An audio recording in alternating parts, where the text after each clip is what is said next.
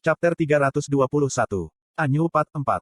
Aku menjangkau ke bos. Tanganku yang kasar menyentuh pipinya, dan aku bisa merasakan kelembutan kulitnya di kapalanku.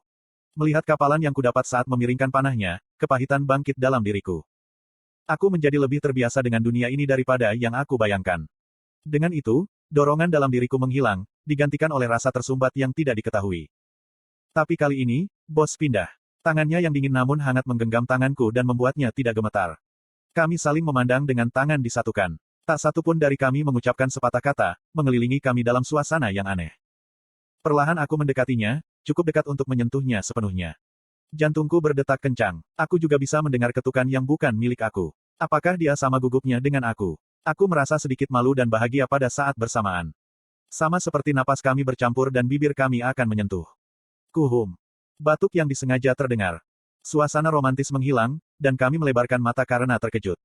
Teguk aku menelan ludah dan menatap sudut tenda. Harin menghabiskan ruang dua orang. Baru saat itulah aku menyadari betapa dekatnya aku dan bos. Petik 2.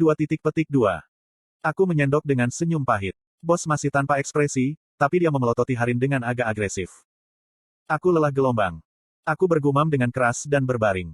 Aku merentangkan tanganku dan menatap langit-langit tenda. Jantungku masih berdegup kencang, dan seulas senyum tetap melekat di wajahku. Tidak ada yang benar-benar terjadi, tetapi suasana hati aku sedang baik. Aku dengan cepat memutuskan untuk tertidur sementara perasaan ini berlangsung. Dengan akhir yang tidak jauh, aku ingin menikmati setiap momen yang aku bisa. Aku menutup mata. Petik 2. Namun segera setelah itu, aku merasakan sesuatu menekan lengan aku. Aku membuka mata aku dengan rasa ingin tahu dan melihat kepala bos di atas lengan aku.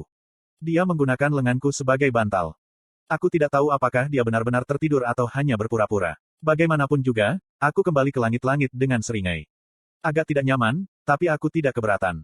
Kepala bos sangat kecil sehingga hampir tidak berat. Mendaki melewati puncak kedua, Lokio, kami tiba di puncak ketiga, Kilata. Lingkungan Kilata adalah lingkungan hutan. Segala macam ancaman, dari monster seperti nyamuk raksasa, ular unsur, monyet merah, dan buaya raja hingga rawa pasir dan tanaman pemakan sihir, memenuhi gunung. Tetapi dengan kekuatan bos dan penglihatanku, gunung neraka itu dapat dikendalikan. Aku menemukan bahwa bos tidak kehilangan terlalu banyak kekuatannya karena latar belakangnya ditetapkan sebagai seorang pembunuh. Kilata benar-benar lebih sulit daripada gunung-gunung sebelumnya. Ini lebih buruk daripada yang aku bayangkan, gumam Harin. Kami saat ini berada di titik tengah gunung. Kami membutuhkan waktu 5 hari untuk mencapai batas 3.500 meter. Sebagai perbandingan, Floriun dan Lokio masing-masing hanya membutuhkan waktu 2 dan 4 hari untuk mendaki. Hanya menemukan tempat menginap malam itu menyebalkan di sini. Kilata tidak memiliki gua, dan dengan banyaknya monster yang menghuninya, tidur di tanah itu mustahil. Kami harus tidur di langit atau tidak tidur sama sekali. Ketika statistik aku pulih ke tingkat ini minggu lalu, aku bisa membangun gubuk bahkan dengan mata tertutup. Dengan banyak kayu di sekitar kami, aku dengan mudah membangun rumah pohon dengan sedikit kekuatan sihir stigma. Aku sudah melihatnya berkali-kali, tapi keahlianmu benar-benar tidak manusiawi. Harin bergumam ketika dia melihat-lihat pondok yang aku bangun. Aku tertawa dalam hati. Yang ini adalah karya terbaik aku. Aku keturunan kurcaci. Kurcaci. Ya, aku juga tidak bercanda. Petik 2. Harin mengedipkan matanya dengan bingung. Aku tidak yakin apakah dia tidak percaya atau mencoba untuk berdamai dengan apa yang baru saja dia dengar, tetapi sepertinya dia juga pernah mendengar tentang kurcaci. Apa? Pada saat itu, bos tiba dengan embusan angin kencang. Dia bertugas menyediakan makanan, dan dia datang dengan daging burung dan buah beri di tangannya. Apakah ini terlihat dapat dimakan? Ya. Menurut observasi dan membaca, daging burung adalah kelezatan bernama likor, dan buah beri diberi label lezat buah tropis.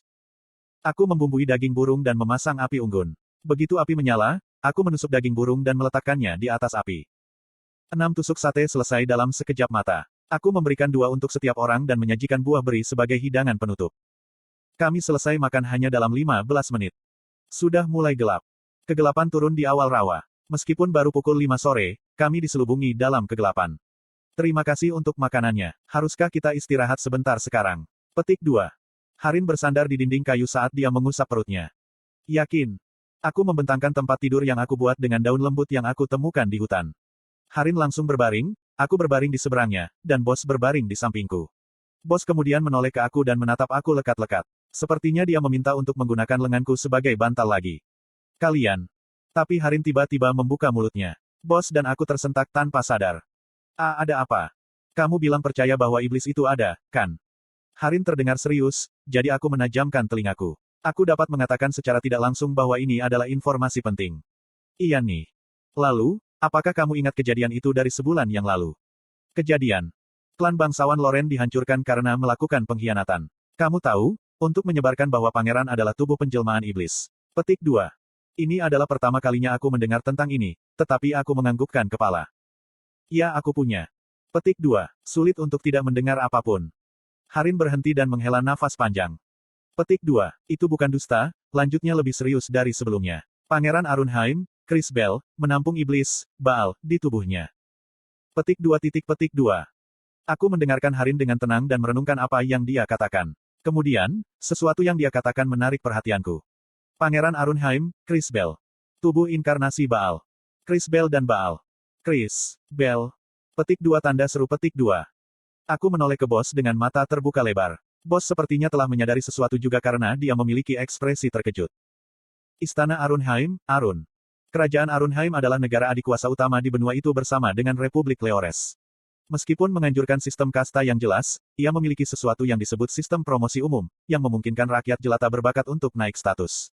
Beberapa menyebutnya, kerajaan tempat belenggu para budak adalah yang paling indah.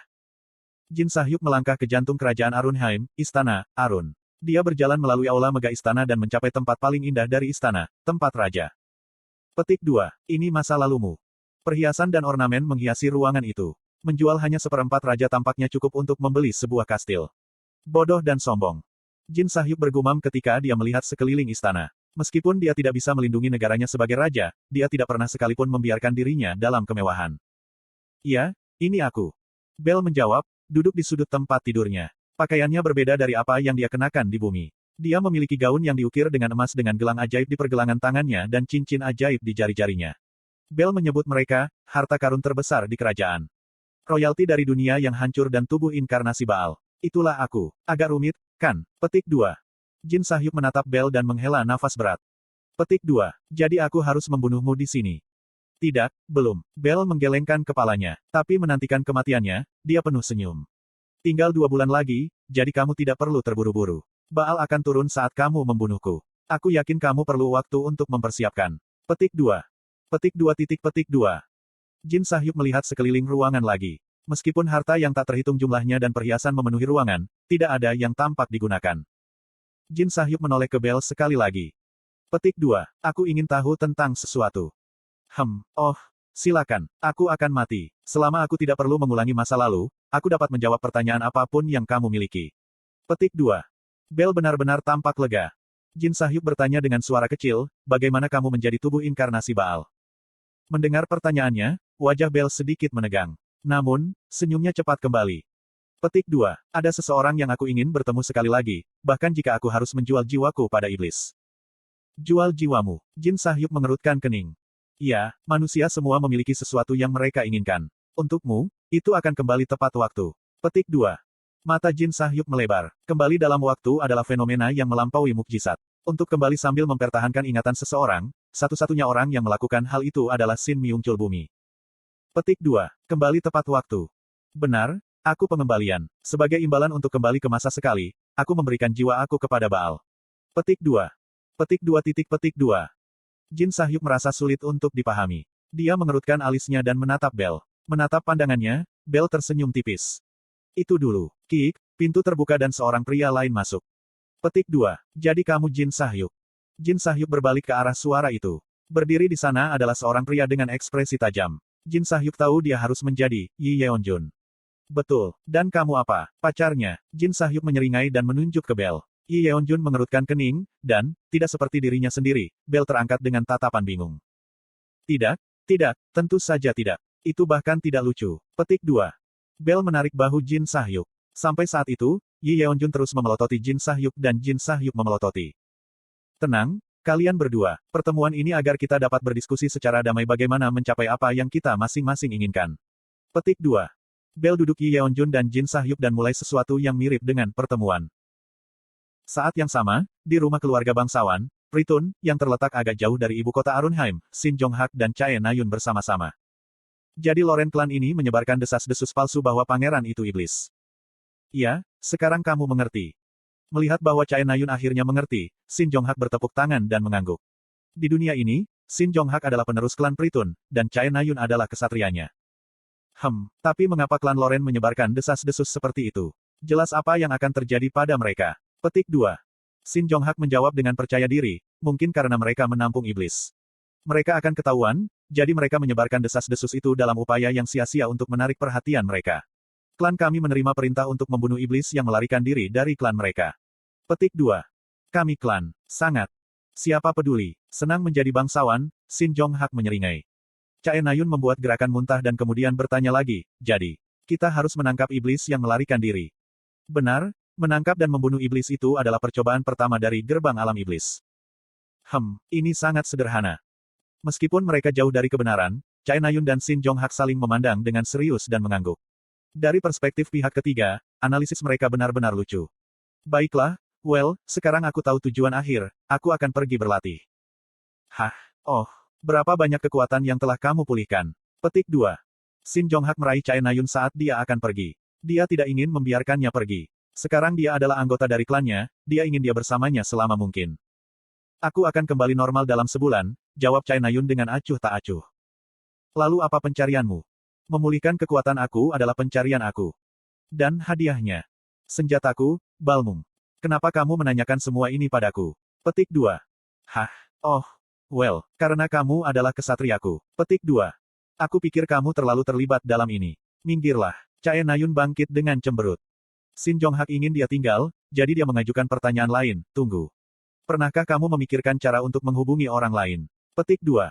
Bagaimana aku melakukan itu? Dunia ini bahkan tidak punya telepon. Petik 2. Tetapi pada saat itu, Chae Nayun ingat kartu bintang 8, Infinite Communication. Dia tidak bisa tidak bertanya-tanya apakah itu berhasil di dunia ini. Tidak, tunggu, mungkin aku memang punya cara. Chae Nayun menutup matanya. Kemudian, dia fokus mengirim pesan telepati kepada orang yang paling dikenalnya, Ekstra 7. Hei, bisakah kamu mendengarku? Ini aku, Chae Nayun. Balas jika kamu dapat mendengarkan aku. Teguk. 5 detik, 10 detik, 15 detik, 20 detik, 1 menit, 3 menit. Waktu berlalu, dan tidak ada jawaban yang dikembalikan. Petik 2. Sepertinya itu tidak berhasil. Chae Nayun memukul bibirnya dan berbalik. Sepertinya kita harus mencari mereka secara langsung. Pada saat itu, Chae Nayun, benarkah itu kamu? Ekstra 7 menjawab.